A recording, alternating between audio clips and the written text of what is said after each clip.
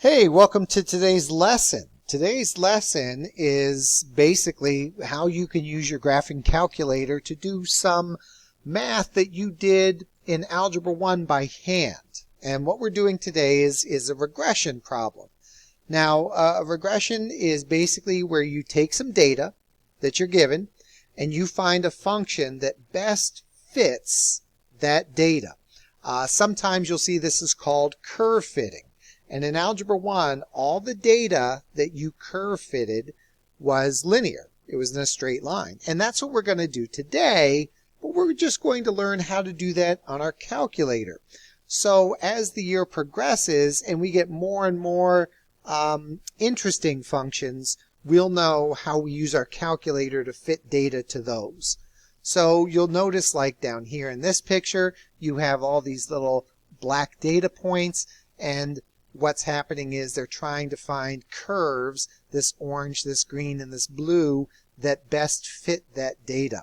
And over here you see these red diamond data points, and they're trying to find a curve that best fits that data.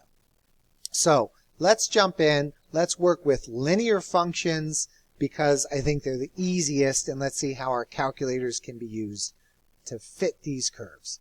So first problem that you have in your guided notes deals with converting Fahrenheit to Celsius. In the United States, we're stuck in this old, antiquated measuring system of inches, feet, yards, miles, pounds, gallons, and Fahrenheit. But the metric system is so much better. So let's just go through and see, how we can develop this Fahrenheit to Celsius conversion formula.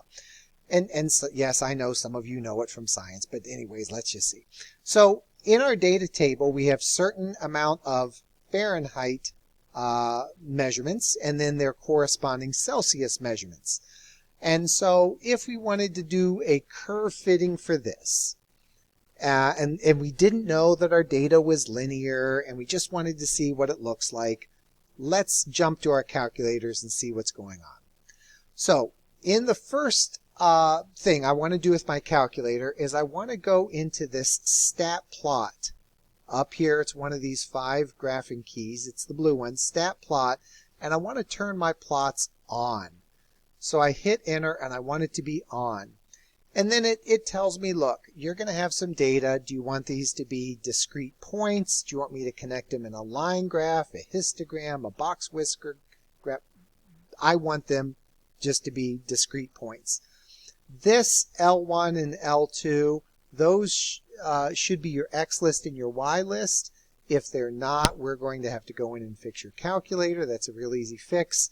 If they're not, you want to hit second memory down here, and we want to reset your calculator. Option 7, option 1, and then we want to do it, so hit option 2. And that resets everything in your calculator. Now, if you go up to stat plot and you go to turn this on, hit on, everything should be set up. I like to mark my data points as empty boxes, but you certainly can choose little crosshairs, a fat point, a small point, whatever. Okay, stat plots are on. Now, what I want to do is I want to go into my calculator and I want to enter all this data. So in order to enter data, we go to Stat. And under Stat, I'm going to hit Edit. And you'll notice my first list is L1, my second list is L2. If that is not the case, go back and reset your calculator and come back and join us in this video. So L1, these are going to be all my Fahrenheit measurements. So I'm going to type those in. And you're probably much faster at this than I am, so I'm just going to type in all these points. And then when I'm done, I'm going to go over to L2 and I'm going to type those points in. 0, 20. And you might want to double check when you're done. Somebody always mistypes and my data's not working, and that's because you typed something in wrong. So just make sure everything's typed in correctly. Now that these are all typed, what I'm going to do is I want to see what this looks like as a graph. But first, I'm going to go into my y equals. I want to make sure there's no lines or curves or anything left over from last year that's going to show up in my graph. So I want to make sure these are cleared out. And I'll go ahead and hit graph, and all my data points show. Oh, my data points did not show up. Why is that? Huh. Well, the reason why they didn't show up is look at them. Do you see how big these X values are? So we should have thought this through beforehand. Go into your window. Let's see, a good X window. My smallest X is 32. Let's just make that 0. I'll make my biggest X 250. And my scale, I'm going to count by 50s. It doesn't really matter. My Y's, my smallest Y is 0. My biggest Y is 100. Let me go a little bit bigger than that. I'll say 110. And maybe I'll count by 10s.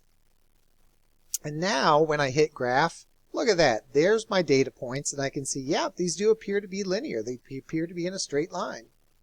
So now what I want to do is I want my calculator to calculate the line of best fit. I want it to do all the work for me. In algebra, you did it yourself by hand. Here, I'm going to let the calculator do it. Well, how do we do that? Well, we go back into the stat button. After all, this is where we put all of our data.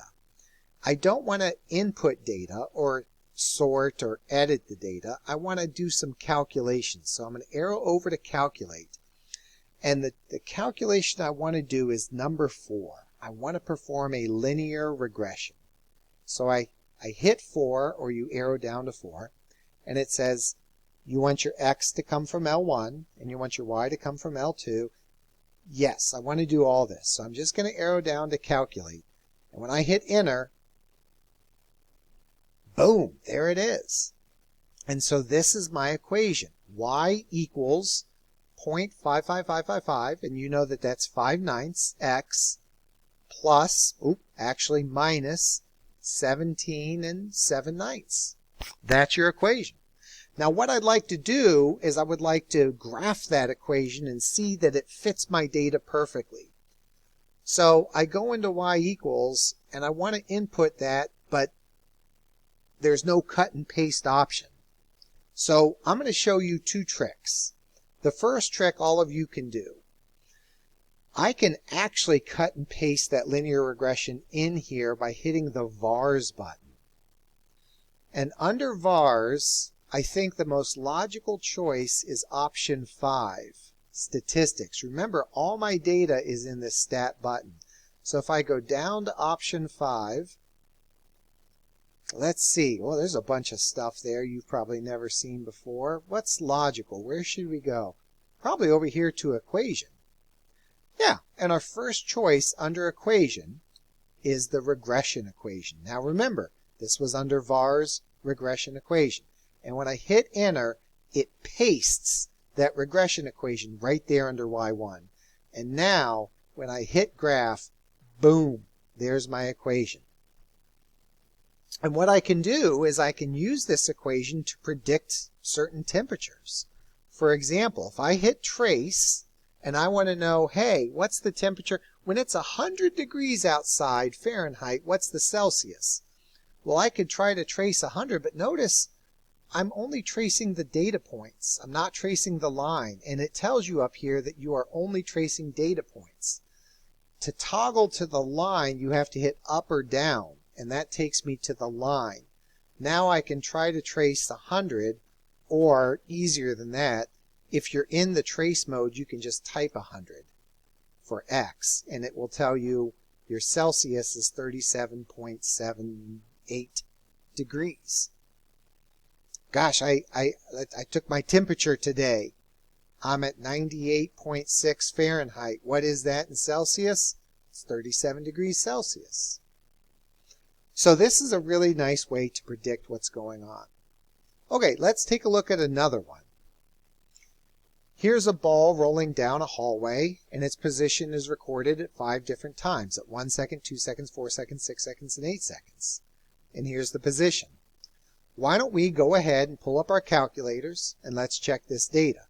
First, I am going to ask that you clear out your Y equals, and you go into your stat edit, and to quickly clear out those lists, just go up, hit clear, and enter, and your entire list gets cleared out. So why don't you take a second and input all this data. Okay, so I went ahead, I input all this data. It's there. I'm going to check the graph, but first, hopefully you remember to change your window. I altered my window based on the data. I changed my X's and how I was counting and my Y's, and here's my graph. And you can see this is kind of linear. It's not exactly linear, but it's kind of linear. And what I can do is I can find that line of best fit. So again, to find the line of best fit, I'm going to hit Stat, Calc. It's a linear regression, so it's option 4. Now this time I'm going to show you a shortcut that some of you have. Some of you have this option. You can actually store your regression equation.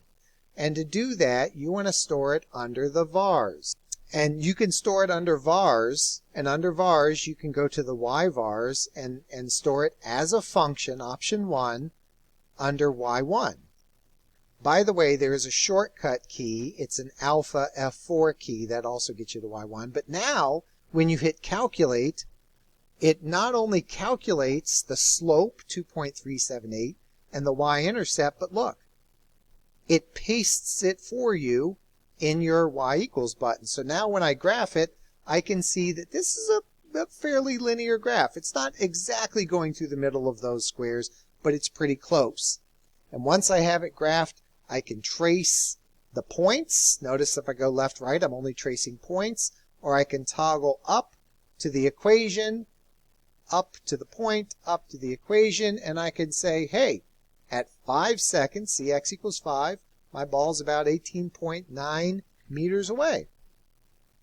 Okay, let's try one more together. Here's the last one. This is a model year and an asking price. And when you fill in your table, notice this bold-faced statement. Go ahead, pull up your table, give it a go. So I went ahead and I put all my data into my calculator. Now notice that we're asking that price is a function of the years. So the years are my X, the price is my Y.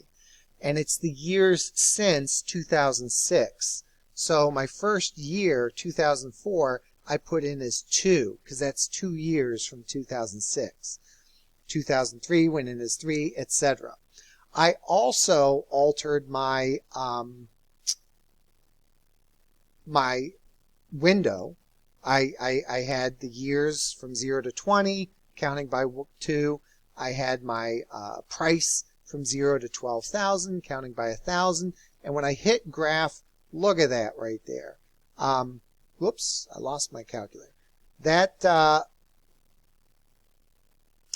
not quite linear, and cars do not depreciate in a linear way, but that's roughly linear. Now we'll learn how to do other regression equations, different curves later on, but let's just pretend this is linear for all intents and purposes. So now I want to calculate the regression equation. So again, to do that, I hit Stat, I hit Calculate, and it is going to be a line. It's not a quadratic or a cubic or a logarithmic. It's just a line, so it's option 4. And we can go down and we can store that. Again, if you want the shortcut F4, I can store that as Y1. And if you don't have that feature, you're going to have to paste it in using the vars button. You can go back and watch that. And let's calculate. So there's my slope. Notice the slope is negative. That should make sense. And there's my y-intercept. And that y-intercept should be, meaningful to you. And I'm going to go ahead and graph this thing. So here's the graph. And there's that line. You'll notice it doesn't pass through every point. Some points are above, some are below, but that's the best fit line. And again, if I hit the trace button, I am tracing the data points, but by moving up or down, that will toggle me from the individual discrete points to the line. And I can just type in, hey, when I'm 8 years away, what's the price? And there it is. 8 years away, the price should be $6,470. Well, I hope that that's a good lesson for you. We're going to pick up on this later on when tomorrow we check out what happens with the circumference of your head and we compare that to your height. But those measurements we'll handle tomorrow. Stay safe, everybody.